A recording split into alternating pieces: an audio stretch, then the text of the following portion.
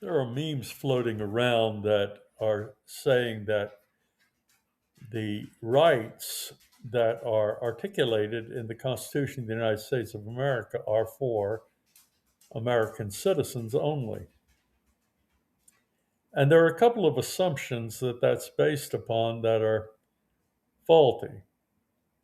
And I'm not going to get into case law, but case law has established that human rights are more universal than just for Americans only, and that people living on this soil are guaranteed due process.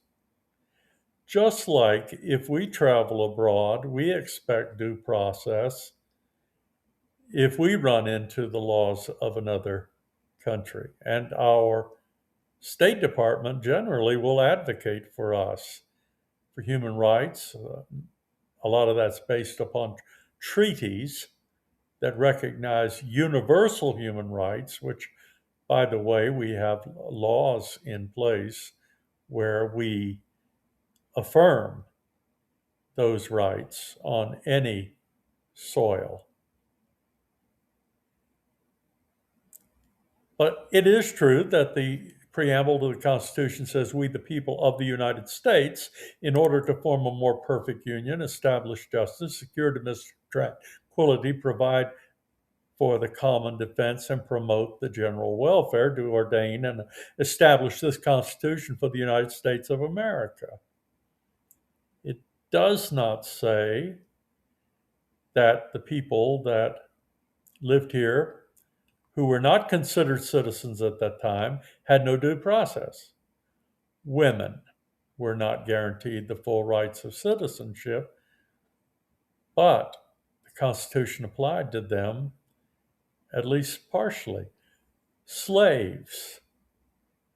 But as time went by and we came to our senses, we realized that rights were human. And we revisited an earlier document that was actually a foundational document for the intellectual, philosophical underpinnings that would give rise to the Constitution. We hold these truths to be self evident, the Declaration of Independence says, that all men, but we interpret that today to mean people, are created equal, that they are endowed not by the Constitution, not by their citizenship, but by their Creator with inalienable rights, life and liberty, and the pursuit of happiness, that to secure these rights for all people, governments are instituted among men, deriving their just powers from the consent of the governed.